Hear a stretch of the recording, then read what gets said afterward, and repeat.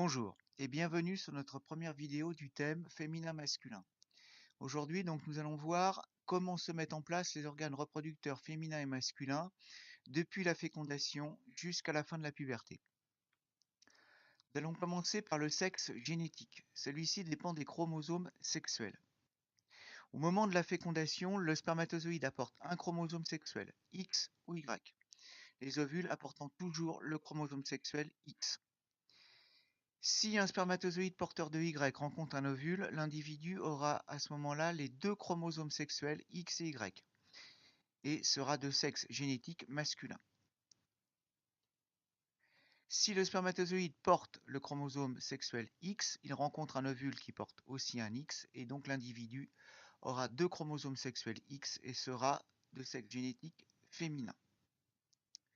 Ce que vous avez à retenir, c'est que le karyotype humain comprend 46 chromosomes. C'est un chiffre à connaître.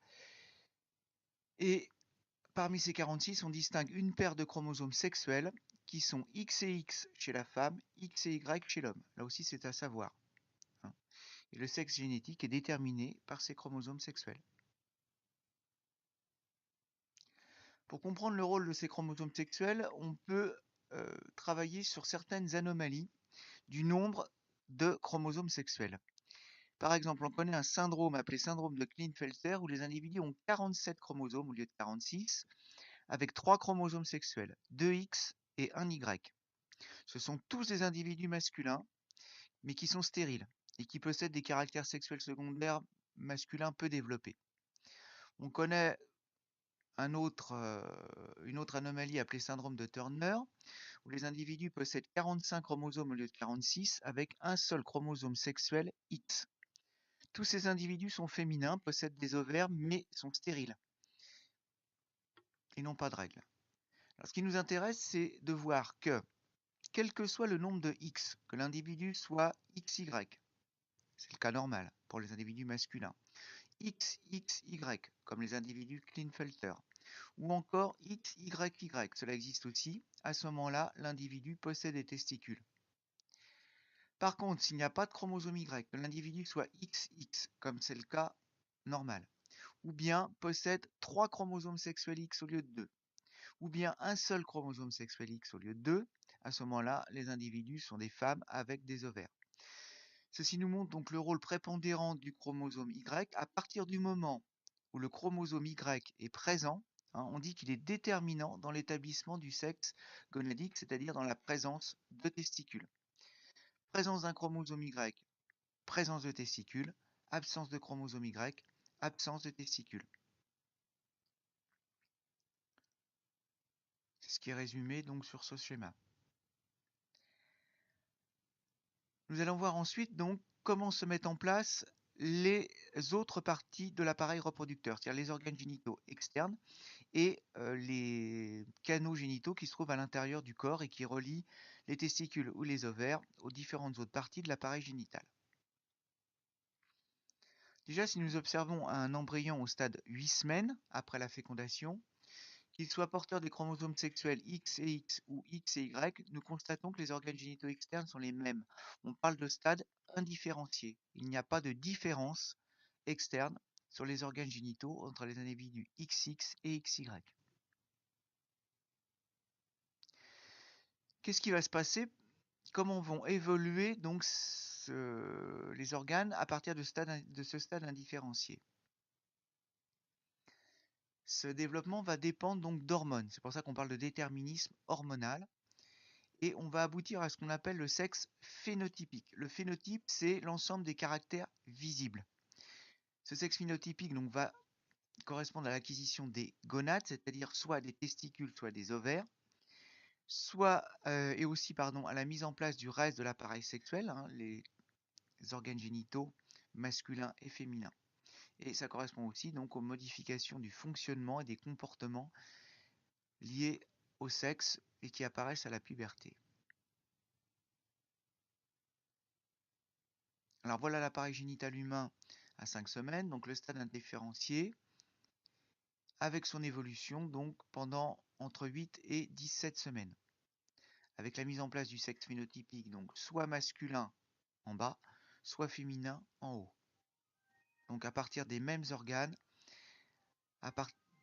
qu'on appelle le stade indifférencié, donc la mise en place des individus, des organes génitaux, pardon, masculins ou féminins. Alors pour l'appareil génital interne, nous avons ici donc un schéma de l'appareil indifférencié avec les gonades, c'est-à-dire les glandes qui vont donner soit les testicules, soit les ovaires, deux séries de canaux, les canaux de Wolff et les canaux de Müller, et l'appareil excréteur formé du rein et de l'urtère, le canal qui relie les reins à la vessie. Alors nous allons voir la différenciation des voies génitales chez la femme à partir de ce stade indifférencié.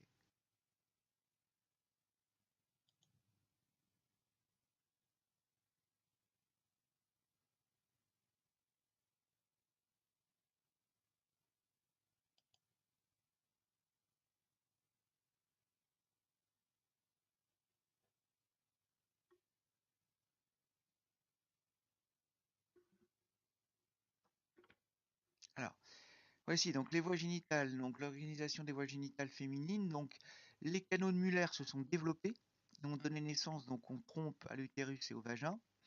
Les gonades indifférenciées se sont différenciées en ovaires, hein, et l'appareil excréteur donc est toujours présent avec les reins, les urtères et la vessie. Les canaux de Wolff, eux, ont régressé, c'est-à-dire qu'ils ont disparu. Voyons ce qui se passe pour les voies génitales masculines.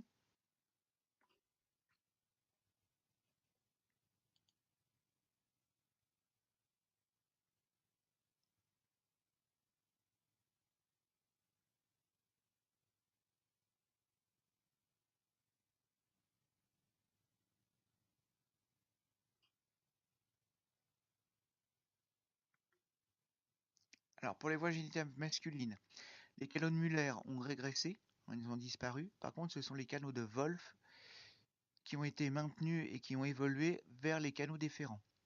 La gonade, elle, s'est transformée en testicule. Et on retrouve donc l'appareil excréteur avec le rein, l'urtère, les urtères et la vessie. Alors à savoir, donc les canaux de Wolff sont à l'origine donc des voies génitales masculines, hein, notamment les canaux déférents. Et les canaux de Müller, donc eux, sont à l'origine des voies génitales féminines, notamment les trompes. Alors ça, vous devez savoir donc la destinée entre guillemets des canaux de Wolff et des canaux de Müller. La présence du chromosome Y, nous l'avons vu, détermine l'évolution de la gonade indifférenciée vers le testicule. Et ces testicules donc, vont fabriquer des hormones. Alors voici un graphique qui présente l'évolution de deux hormones, la testostérone et la MH. Attention, hein, dans ce type de graphique, il y a un petit piège au niveau de l'échelle sur l'axe horizontal. Avant la naissance, donc c'est gradué en mois, et après la naissance, donc gradué en années. Voilà. Si l'individu possède un chromosome Y, donc il possède des testicules, et ces testicules, donc on le voit avant la naissance, fabriquent deux hormones, testostérone et AMH, l'hormone anti-müllérienne.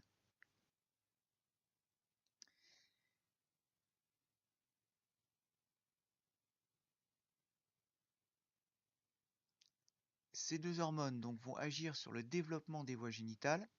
Là encore, à savoir, donc la testostérone va permettre le développement des canaux de Wolff, qui vont évoluer vers l'appareil génital masculin, et l'AMH va entraîner la régression, c'est-à-dire la disparition des canaux de Müller. Si l'individu n'a pas de chromosome Y, la gonade indifférenciée évolue vers l'ovaire. Les ovaires ne fabriquent pas de testostérone ni d'AMH. Comme il n'y a pas de testostérone, les canaux de Wolff ne se développent pas, ils régressent. Comme il n'y a pas de testicules, il n'y a pas de fabrication non plus d'AMH. Il n'y a pas donc de régression des canaux de Müller, ils restent en place, se développent et donnent les trompes. C'est donc les voies génitales féminines qui apparaissent.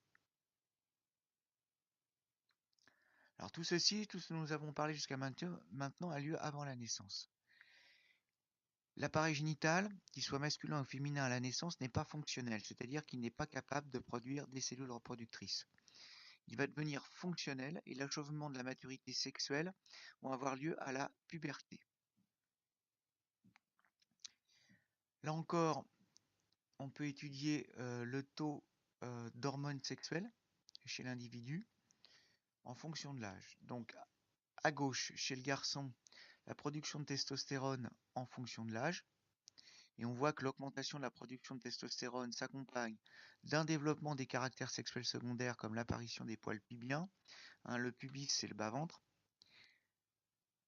Un développement des caractères sexuels primaires de l'appareil génital, le pénis notamment. Et la mise en fonctionnement de l'appareil reproducteur avec les premières éjaculations.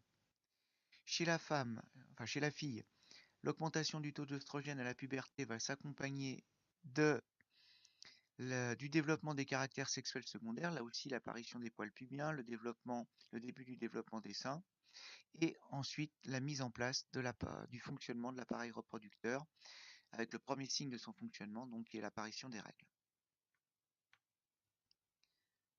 Un certain nombre de définitions que je vous ai remis, donc sur la puberté, les caractères sexuels secondaires, ça ce sont des notions de quatrième.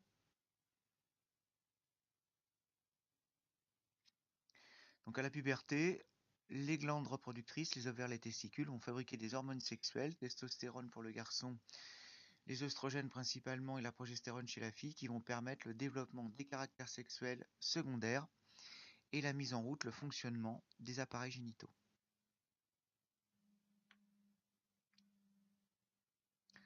Donc voici un schéma qui reprend toute cette évolution.